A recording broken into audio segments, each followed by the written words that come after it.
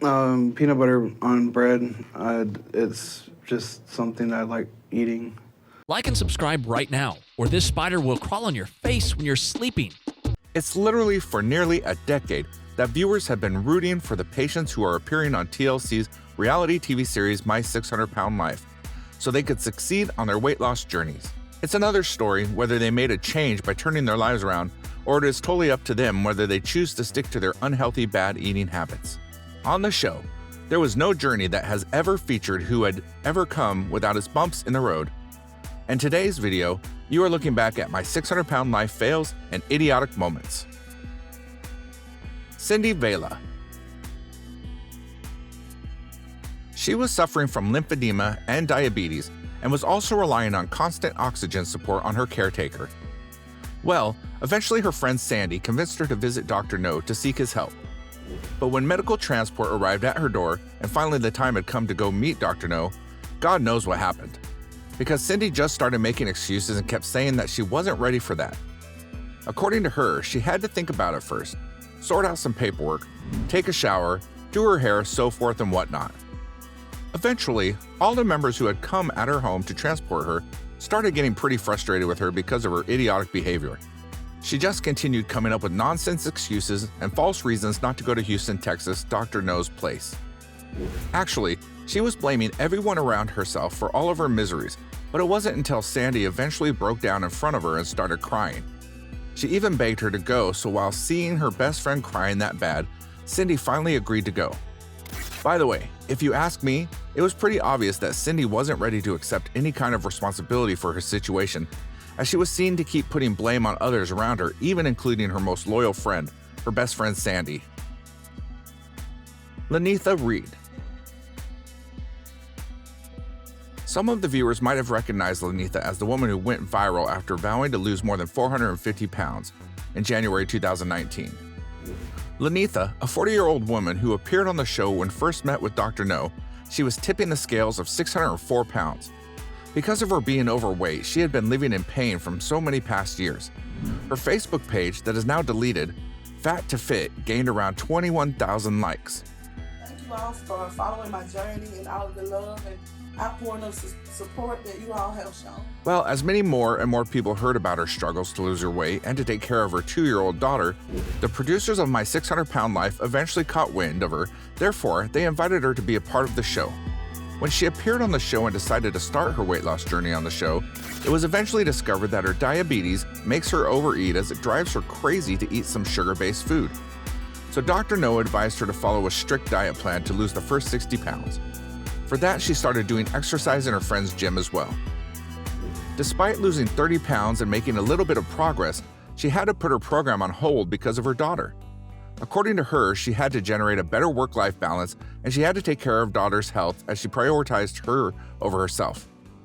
But according to Dr. No, while handing over all the matters of life, he urged her to keep her health under check. Well, at the end of Lenitha's episode, Dr. Yanan Nozaradan revealed that she had missed more than one appointment with him. During a video call, she shared with the bariatric surgeon that being a single parent, she was too busy to focus on his weight loss program. So he said that she had to stop using her responsibilities as a parent as an excuse to overeat. Aaron Washer. Aaron started binge eating since his childhood as he used food for his comfort. So he started gaining weight at a very young age. Well, when his mother died as a result of her own weight problems and left her alone, so he tried to lose weight at the age of 27, but struggled a lot having watched her die. Therefore, he continued to pile on pounds and pounds after her demise. He had to originally move back to home as his father needed someone to take care of him.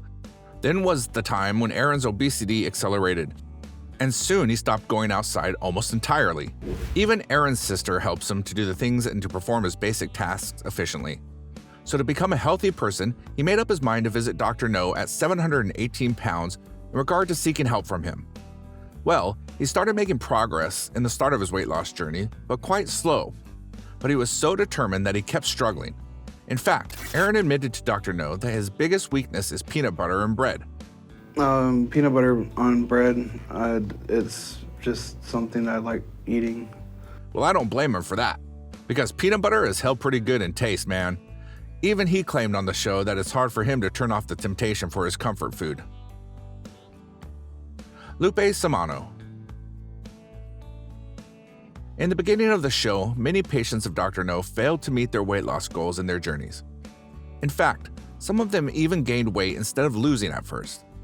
But very few of them ended up being punished for their failure. The same was the case with Lupe. When she started her weight loss journey, she lost nearly 70 pounds in the hospital. But after that, she went right back from where she started as she started binge eating instead of losing 50 pounds at home. And until the next appointment, she gained over 80 pounds. I'm in pain and I feel helpless, worthless. Well, during her second visit to Dr. No's clinic, as if gaining weight wasn't bad enough, things went completely wrong before Lupe made it to the scale. While she was waiting to be called in for her appointment, Lupe had her husband Gilbert to check if the restroom would be safe for her to use. Well, after entering the toilet, Lupe ended up breaking it despite being given the okay. So for being in the situation, she then started panicking as she couldn't get up, and her husband Gilbert eventually decided to call for help. Well, since on Lupe's system stress was putting a lot of strain, therefore, Dr. No feared that she would go into cardiac arrest if nothing would be done. So they decided to call the fire department for help just to avoid putting Lupe's body under even more pressure. As a viewer, you would be expecting that the restrooms in a bariatric clinic to be safe to use for their patients of Lupe's size. But she ended up having the worst start to an appointment unfortunately anyone could imagine. Holly Hager. At the age of 38, Holly admitted that she literally lives her life to eat food, and now she doesn't want to stop her eating habits as she's totally addicted to food so much. By the way, at her first appointment with Dr. No, she was weighing at least 658 pounds. So Dr. No set her on a goal to lose 50 pounds in the upcoming next 60 days. He also even suggested to Holly that she should struggle to start walking for at least an hour a day. Well, apparently she already started to seem quite worried right after coming from an appointment with Dr. No. Even she claimed that being told to give up on junk food, especially all those food items that she likes the most, is almost the same thing as being told that Dr. No has failed. Tonight we had Chinese for dinner. I had cashew chicken and a couple of egg rolls, which isn't the healthiest. But if you ask me, that statement was nothing but lame excuses because we know who has given up on whom. Even before Holly said that, she is trying pretty hard to never depend on the wheelchair, right before settling back into the wheelchair. In fact, there was a moment in her episode where she was seen enjoying having some lettuce as for a salad, but wait a minute, is that salad or a meal layered with cheese? Because after some seconds, you can see in the clip that the bowl of salad looked to be loaded up with cheese dressing and whatever you can guess not. Even not just that, Holly and her fiance Ray arrived after so many days and missed several appointments by the next meeting with Dr. No, and she has only lost 29 pounds. But according to Dr. No, that wasn't a big thing to cheer on, as that's not good at all, as she didn't meet his expectations. Well, for Holly's second chance, both the couple made matters quite worse after moving to Houston, as they were seen still getting deliveries of junk food, and their excuse was that they don't have the kitchen to set up to cook. Since we just moved in, we're not really set up to cook. So we're ordering delivery from places around here a lot. What a pathetic and an absurd excuse that was. Well, it was revealed at the second follow-up appointment that Holly has only lost 18 pounds, and for not meeting her expectations, she blamed her inescapable obsessive thoughts that repeated in her mind. That she wants chocolate. She wants chocolate. Well, that's all guys for today. Thanks for watching, and if you guys found it interesting, I would much appreciate it if you comment down below about the video and leave the thumbs up. Last but not least, don't forget to subscribe to our channel and hit the bell icon for getting updates related to our latest videos.